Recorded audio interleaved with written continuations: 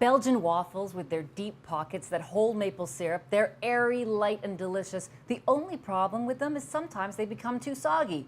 But with the secret ingredient I'm going to show you, that will never be a problem.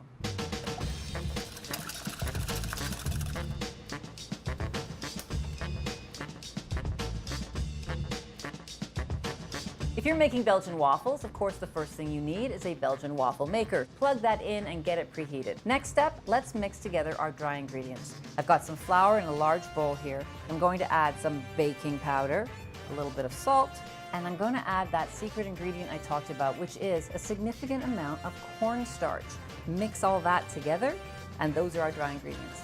Buttermilk gives waffles a delicious flavor, but milk makes waffles crispier. So let's use the best of both worlds and have milk and buttermilk mixed together. I'm also going to add some vegetable oil, 2 egg yolks, and some sugar, a little bit of vanilla, and those are our wet ingredients. I'm going to mix these together as well. Now, the last ingredient we have are egg whites. I have separated 4 egg whites here. So we started with 2 yolks, you're gonna need 2 extra whites there. So the key to whipping egg whites is to always have everything clean with no fat in contact with the egg whites at all. So I've got a clean new whisk and a clean bowl. Let's whisk these together.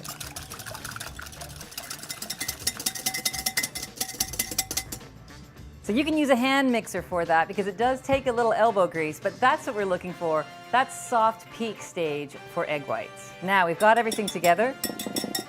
Let's mix our wet ingredients into our dry ingredients. We're gonna stir this together just until you see no more streaks of white. If it's a little lumpy, that's okay. Now, let's fold our egg whites in. Those egg whites are gonna give our waffle a nice lift, making them nice and light and airy. Fold them in gently, trying not to break them down too much. Just fold the batter on top of those egg whites until you see no more traces of white. Once you have those egg whites mixed into that batter, it should be light and fluffy. We're gonna clean up and start making waffles. Now this waffle maker, and a lot of waffle makers, have a non-stick interior, but just to be safe, I always brush a little bit of butter just on the inside. It always adds a nice little flavor too. I'm going to transfer some of my waffle batter to a pouring measuring cup. This helps you decide how much batter you should put into your waffle machine, and that you're going to learn by experience. The first waffle might be a cook's treat, so let's give it a try. Pour that batter right into the center and spread it around. Close that waffle machine and then give that a flip over. Set the timer for about 5 minutes, and then we wait.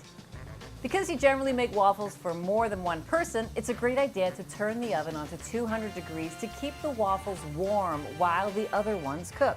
Make sure you put them directly on the oven rack and do not stack them on top of each other. That's going to help keep them crispy.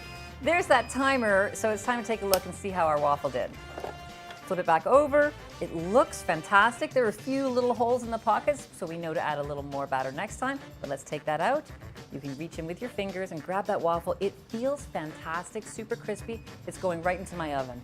Time to make your second waffle. So let's fill our batter cup up and get the next waffle cooking. Pour it into the center, spread it out a little bit to the sides of that waffle maker, then close that lid and flip it around. Now waffles can be made ahead of time. In fact, they freeze beautifully.